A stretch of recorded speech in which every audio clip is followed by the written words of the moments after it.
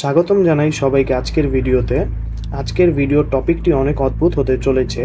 আজকে আমরা যে বিষয়টি নিয়ে আলোচনা করব তা হতে পারে অনেকের কাছে পরিচিত, আবার অনেকের কাছে এই বিষয়টি একদমই নতুন। আমরা সমুদ্রের কিছু অদ্ভুত রহস্য নিয়ে আলোচনা করব, কিন্তু এই আলোচনার মধ্যে কিছু ধাপ থাকবে। এই ধাপকে সাধারণভাবে আইসবার্গ এক্সপ্লেন্ড ভিডিও নামেও পরিচিত। সবার বোঝার সুবিধার্থে আমি একটি আইসবার্গের ছবি স্ক্রিনে দিলাম।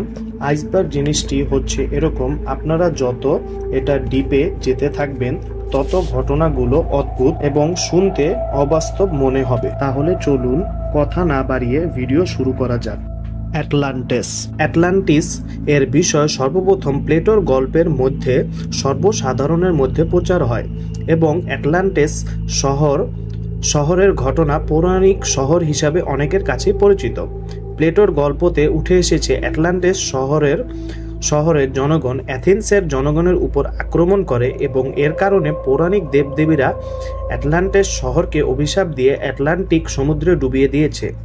এরকম ঘটনা বর্ণিত আছে প্লেটোর গল্পতে এবং অ্যাটলান্টিস শহরকে নিয়ে অনেকের মধ্যে বিভিন্ন রকম দ্বিমত পোষণ রয়েছে। অনেকে মনে করেন এটি একটি পৌরাণিক ঘটনা এবং পুরোপুরি কাল্পনিক ঘটনা, এবং অনেকেই মনে করেন এরকম সিভিলাইজেশন এক্সিস্ট করত একটি সময় এবং বর্তমান যুগের থেকেও তারা এগিয়ে ছিল। এবং অ্যাটলান্টিস শহর সম্পর্কে অনেক মুভি এবং গল্প বিভিন্ন জায়গায় আমরা দেখতে পাই। মারমেড, যা বাংলায় মৎস্যকন্যা নামে পরিচিত সবার কাছে। আপনাদের সময় আমি নষ্ট করব না, মৎস্যকন্যার বিষয়ে কম বেশি সবাই জানেন। মৎস্যকন্যা হচ্ছে একটি কাল্পনিক চরিত্র, কিন্তু 2012 সালে অ্যানিমেল প্ল্যানেটে একটি শো দেখানো হয় যেখানে বলা হয় মৎস্যকন্যা সত্যি, কিন্তু মজার বিষয় হচ্ছে এই শোটি ছিল মকুমেন্টারি, যা মজা করে বানানো হয়। কিন্তু অনেকেই এই শো দেখে মৎস্যকন্যার বিষয় সম্পর্কে ভুল ধারণা পোষণ করে। মৎস্যকন্যা হচ্ছে অর্ধেক মানুষ অর্ধেক মাছের মতো দেখতে একটি প্রাণী। মৎস্যকন্যার বিষয়ে অনেক আগে থেকেই মানুষের মধ্যে অনেক রকম আকর্ষণ ছিল। অনেক পুরনো ছবি এবং পুরনো গল্পের মধ্যে মৎস্যকন্যার বর্ণনা পাওয়া যায়।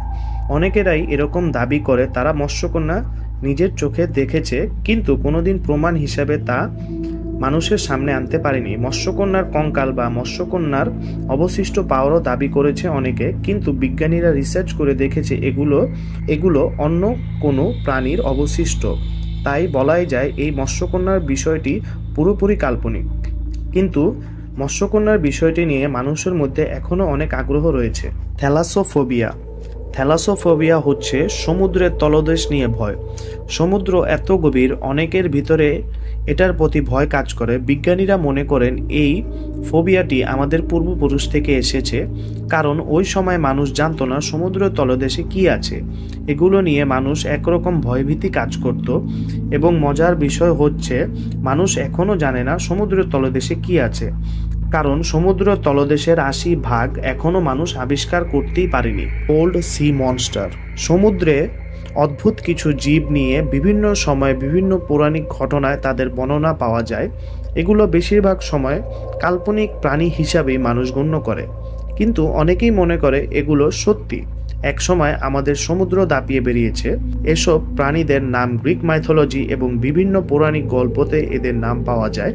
এই অদ্ভুত প্রাণীদের মধ্যে সবচেয়ে বেশি যে নামটি শোনা যায় সেটা হচ্ছে ক্র্যাকেন, যা দেখতে অনেকটাই অক্টোপাসের মতো এবং এদের আকার অনেক বিশাল হয়, যা একটি জাহাজ পর্যন্ত ডুবিয়ে দিতে পারে, এরকম ওই সময় নাবিকরা মনে করত।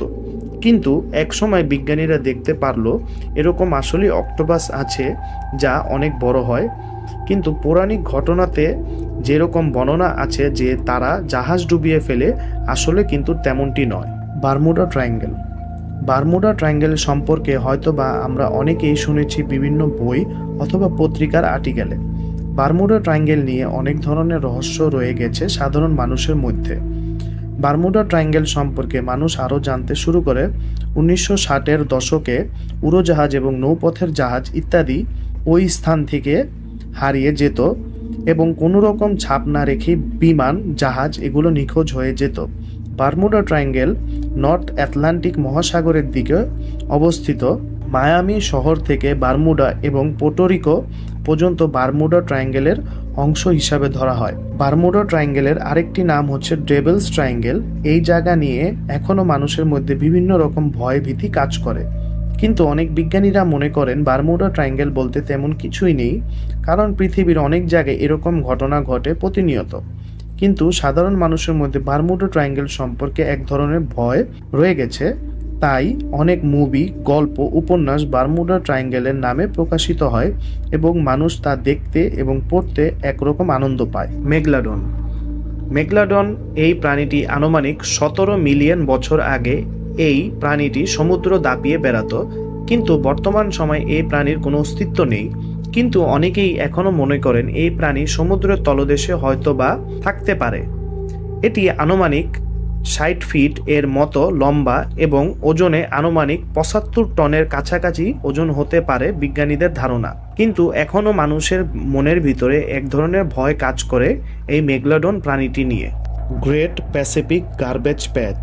সমুদ্রে আমরা যতই ময়লা ফালাই, বিশেষ করে প্লাস্টিক দিয়ে এই গার্বেজ প্যাচ তৈরি হয়। এই ময়লাগুলো সলিড প্লাস্টিক নয়, সমুদ্রের ঢেউয়ের কারণে এই বিশেষ জায়গায় এই প্লাস্টিকগুলো একত্র হয়। বিশেষ করে দুটি জায়গা থেকে ময়লাগুলো একত্র হয়। ওয়েস্টার্ন গার্বেজ প্যাচ, যেটা হাওয়াইতে এবং ক্যালিফোর্নিয়াতে অবস্থিত, এবং অপরটি ইস্টার্ন গার্বেজ প্যাচ, সেটা অবস্থিত হাওয়াই এবং জাপানের দিকে। এই প্লাস্টিকগুলোর কারণে সমুদ্রের জীবনযাত্রার অনেক ব্যাঘাত ঘটছে। সমুদ্রের প্রাণী নানা ধরনের সমস্যা তৈরি হচ্ছে, এমনকি এই প্লাস্টিকের কারণেই সমুদ্রের প্রাণী জড়িয়ে তাদের প্রাণও হারাচ্ছে। এগুলো পরিষ্কার করার জন্য কিছু এনজিও কাজ করছে, কিন্তু প্রতিনিয়ত এরকম প্লাস্টিক ওই জায়গায় জড়ো হওয়ার কারণে অনেক সমস্যা দেখতে হয় ওই এনজিওগুলোকে। ব্লুপ।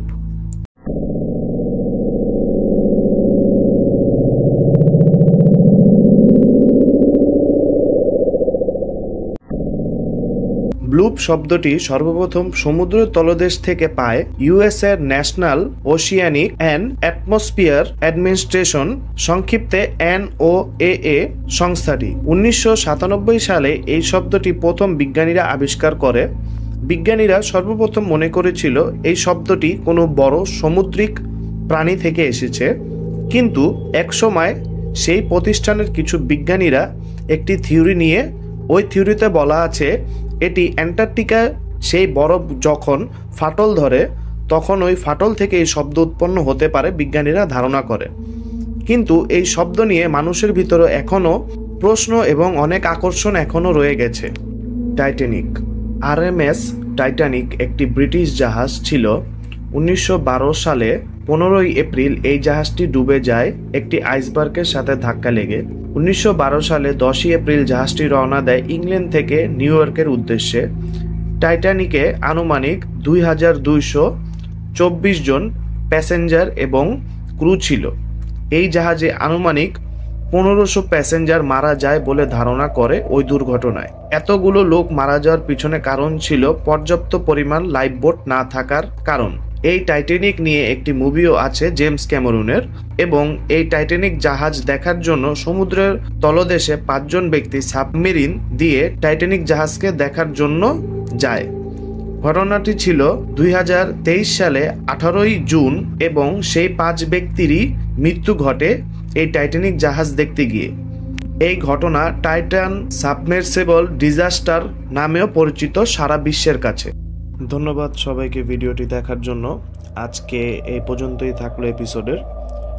অবশ্যই লাইক করবেন, কমেন্ট করবেন। ভিডিওটি যদি ভালো লাগে তাহলে অবশ্যই আপনাদের ফিডব্যাকের উপর আমি পার্ট 2 নিয়ে আসব। এখানে আমরা টিয়ার 2 পর্যন্ত কভার করছি, টিয়ার 2 এর আরও কিছু অংশ আছে। আপনাদের ফিডব্যাকের উপরেই টোটালি ভিডিও আপলোড হবে কিনা ওটা ডিপেন্ডেবল। ভালো লাগলে বলবেন, কিছু জায়গায় ভুল হয়েছেও সেটার জন্য সবার কাছে আমি ক্ষমা প্রার্থী, কারণ ফার্স্ট টাইম এরকম কিছু কন্টেন্ট বানানোর চেষ্টা করছি। অবশ্যই সবাই সাপোর্ট করবেন। Thank you for watching.